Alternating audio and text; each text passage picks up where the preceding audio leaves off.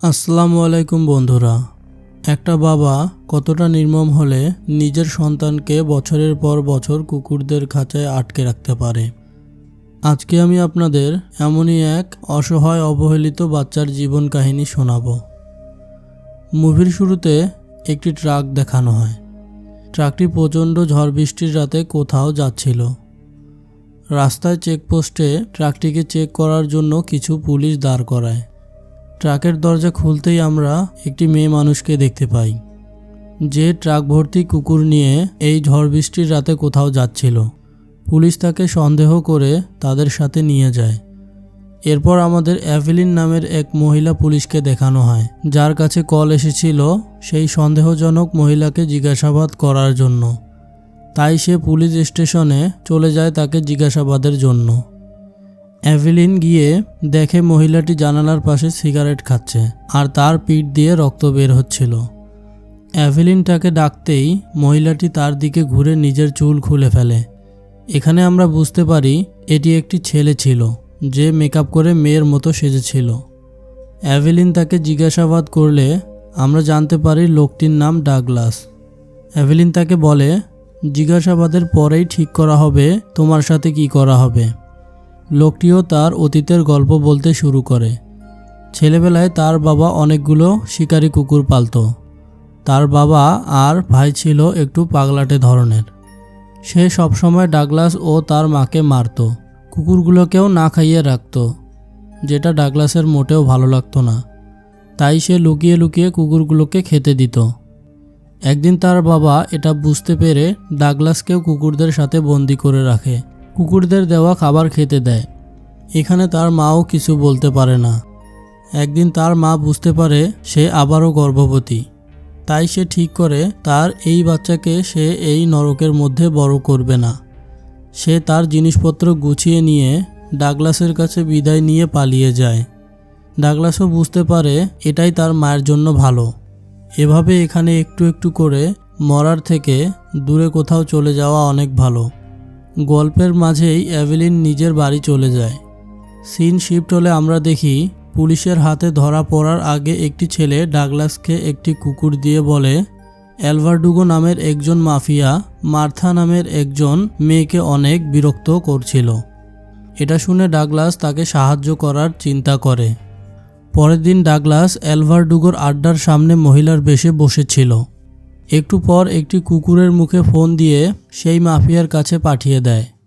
Mafia phone ধরলে Douglas আরেকটি কুকুরকে পাঠিয়ে তাকে বলে, তুমি যদি মার্থার পিছু করা না ছাড়ো তাহলে আমার কুকুরও তোমাকে ছাড়বে না। এরপর কুকুরটি ফোন নিয়ে চলে যায়। আবার সিন বর্তমানে আসে, যেখানে এভেলিন ডাগলাসের বাড়িতে চেক করার জন্য গিয়েছিল। সেখান থেকে ফিরে এভেলিন আবারও ডাগলাসের সাথে দেখা করতে যায়। ডাগলাস আবারও নিজের গল্প বলতে শুরু করে। যখন সে খাঁচার ভেতর বন্দি ছিল তখন সে কিছু কুকুরের বাচ্চাকে লুকিয়ে রেখেছিল। এটা তার ভাই দেখে সাথে সাথে তাদের বাবাকে গিয়ে জানায়। তাদের বাবা রেগে গিয়ে বন্দুক হাতে খাঁচার দিকে আসলে ডাগলাস পাগলের মতো তার বাবাকে আটকানোর চেষ্টা করে। এতে করে তার বাবা আরও রেগে গিয়ে ডাগলাসের উপরেই গুলি চালিয়ে দেয়। তার ভাই কোনো রকম তাদের বাবাকে সামলে নিয়ে ভেতরে চলে যায় আর ডাগলাস সেখানেই পড়ে থাকে। কিছুক্ষণ পর ডাগলাসের জ্ঞান ফিরলে দেখে তার হাতের একটা আঙ্গুল নেই। একটু আগে তার বাবা যে গুলিটা করেছিল সেটা ডাগলাসের আঙ্গুলে লেগেছিল। এরপর ডাগলাস তার কাটা আঙ্গুলটা প্যাকেটে করে একটা কুকুরকে দিয়ে পুলিশের কাছে পাঠিয়ে দেয়। কুকুরটিও খুঁজতে খুঁজতে একটি পুলিশের গাড়ির সামনে গিয়ে দাঁড়ায়। কুকুরটির মুখে কাটা আঙ্গুল দেখে পুলিশও বুঝে যায় কোনো সমস্যা হয়েছে। তাই তারা কুকুরটিকে ফলো করে ডাগলাসের বাড়ি পর্যন্ত চলে আসে। সেখানে গিয়ে তারা ডাগলাসের বাবা ও ভাইকে ধরে ফেলে আর ডাগলাসকে বাঁচিয়ে নেয়। এরপর ডাগলাসকে একটা অনাথ আশ্রমে পাঠিয়ে দেওয়া হয়। এতদিন খাঁচার ভেতরে থাকার কারণে সে তার চলাফেরার ক্ষমতা হারিয়ে ফেলেছিল। তাই তার সাথে কেউ কোনো বন্ধুত্ব করতে চায় না। এরপর তার বন্ধুত্ব লাইব্রেরিয়ান সালমার সাথে হয়। কিছুদিন পর ডাগলাস সালমার সাথে থিয়েটারে নাটক করতে শুরু করে। এর মাঝে সে সালমাকে পছন্দ করতে শুরু করে, কিন্তু সে সালমাকে কিছু জানায় না। কিছুদিন বাদে সালমাও শহরে চলে যায় কাজের খোঁজে। ডাগলাস পেপার থেকে সালমার নিউজ কেটে কেটে নিজের কাছে যত্ন করে রাখত। এভাবে অনেক বছর কেটে যায়। একদিন সে সালমার নাটক দেখতে যাওয়ার সুযোগ পায়। অনেক আশা নিয়ে সে সালমার সাথে দেখা করতে যায়। সালমাও তাকে দেখে চিনে যায়। ডাগলাস সালমাকে নিজের কাছে থাকা বইটা দেখায়, যেখানে সে এত বছর ধরে সালমার নিউজগুলো যত্ন করে রাখছিল। এটা দেখে সালমা অনেক খুশি হয়। ডাগলাস নিজের মনের কথা বলতেই যাবে, তখনই একটি ছেলে চলে আসে। সালমা ছেলেটিকে তার স্বামী হিসেবে পরিচয় দেয়। এটা শুনে ডাগলাসের মন খারাপ হয়ে যায়। সালমার কাছ থেকে বিদায় নিয়ে সে তার কুকুরের ফার্মে চলে আসে আর নিজের ভাঙা মন নিয়ে রাগে ক্ষোভে চিৎকার করতে থাকে। এর পরের দিন দুইজন সরকারি অফিসার এসে ডাগলাসকে জানায় ফার্ম খালি করার জন্য। এটা চালানোর জন্য সরকারের কাছে টাকা নেই। আসলে ফার্মটি ছিল সরকারি জায়গার উপর, আর যে অফিসারগুলো এসেছিল তারা জায়গাটা নিয়ে অন্য কারো কাছে বিক্রি করবে। তাই ডাগলাসকে উল্টাপাল্টা ভয় দেখিয়ে জায়গা খালি করে দিতে বলে। ডাগলাসও কোনো উপায় না পেয়ে কুকুরগুলোকে নিয়ে একটা ভাঙা পরিত্যক্ত বাড়িতে গিয়ে ওঠে। কিন্তু এতগুলো কুকুরকে খাওয়ানোর জন্য যথেষ্ট টাকা তার কাছে ছিল না। তাই সে কাজ খোঁজার জন্য অনেক জায়গায় চেষ্টা করে, কিন্তু কেউ তাকে চাকরি দেয় না। কেউ কেনই বা তাকে চাকরি দেবে? সে ঠিকমতো দাঁড়াতেই পারত না। এভাবে খুঁজতে খুঁজতে একদিন সে থিয়েটারে একটা গান গাওয়ার কাজ জোগাড় করে ফেলে। তার গান শুনে সবাই মুগ্ধ হয়ে যায়। এভেলিন ডাগলাসকে জিজ্ঞাসা করে গান ছাড়া আর কি করত সে। ডাগলাস বলে সে তার কুকুরদের ভাড়া দিত পাহারা দেওয়ার কাজে। তার কুকুরগুলো এতটাই বুদ্ধিমান ছিল যে রান্নার কাজে কোন মশলা লাগবে সেটাও ঠিকঠাক এনে দিতে পারত। এটা দেখে ডাগলাস তাদের গহনা চুরি করে আনার ট্রেনিং দেয়। এরপর থেকে কুকুরগুলো বড় বড় বাড়ি থেকে গহনা চুরি করে নিয়ে আসতো ডাগলাসের জন্য। পুলিশও কিছু বুঝতে পারে না চুরির ব্যাপারে। একদিন এক ডিটেকটিভ সিসি ক্যামেরার ফুটেজে এটা লক্ষ্য করে। সেখান থেকে সে ডাগলাসের গাড়ির নাম্বার পেয়ে যায়, কিন্তু সে এটা কাউকে জানায় না। ডিটেকটিভ থিয়েটারে গিয়ে ডাগলাসের সাথে দেখা করে এবং ডিনারের প্রস্তাব দেয়। ডাগলাস মানা করে দেয়। ডাগলাস যখন বাড়ি ফিরছিল, ডিটেকটিভও তার পেছন পেছন চলে আসে। ডিটেকটিভ ডাগলাসের দিকে বন্দুক তাক করে চুরি যাওয়া সব গহনা তাকে দিয়ে দিতে বলে। আসলে ডিটেকটিভ সব গহনা নিজে নিয়ে নেওয়ার প্ল্যান করেছিল। ডাগলাস তাকে লকারের পাসওয়ার্ড বলে দেয়।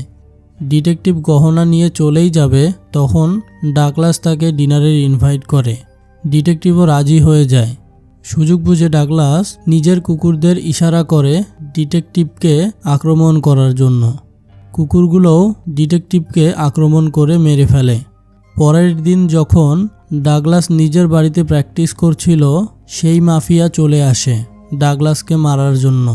সে কোথাও থেকে খবর পেয়েছিল সেদিন ডাগলাসের কুকুরগুলোই আক্রমণ করেছিল তার উপর।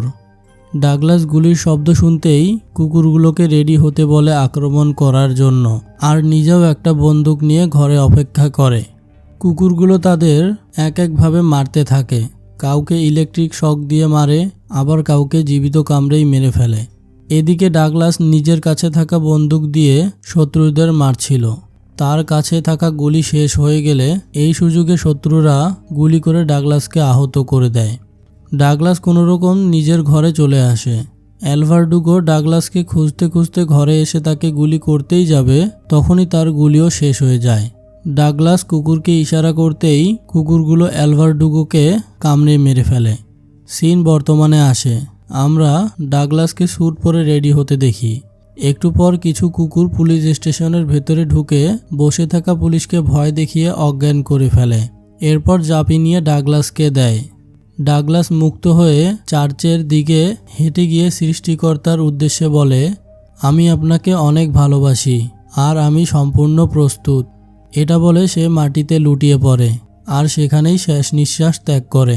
আসলে ডাগলাস হাঁটার কারণে তার পেছনে থাকা গুলিটা নড়ে যায়, যেটা ছোটবেলায় দেয়ালে লেগে তার মেরুদণ্ডে এসে লেগেছিল। তখন থেকেই সে তার সাথেই আছে, যার কারণে ডাগলাস সেখানেই মারা যায়। আর মুভিটা এখানেই শেষ হয়ে যায়। মুভিটা আপনাদের কেমন লাগলো অবশ্যই জানাতে ভুলবেন না। এমনই সুন্দর সুন্দর মুভির এক্সপ্লেনেশন দেখতে এখনই আমাদের চ্যানেলটি সাবস্ক্রাইব করে ফেলুন।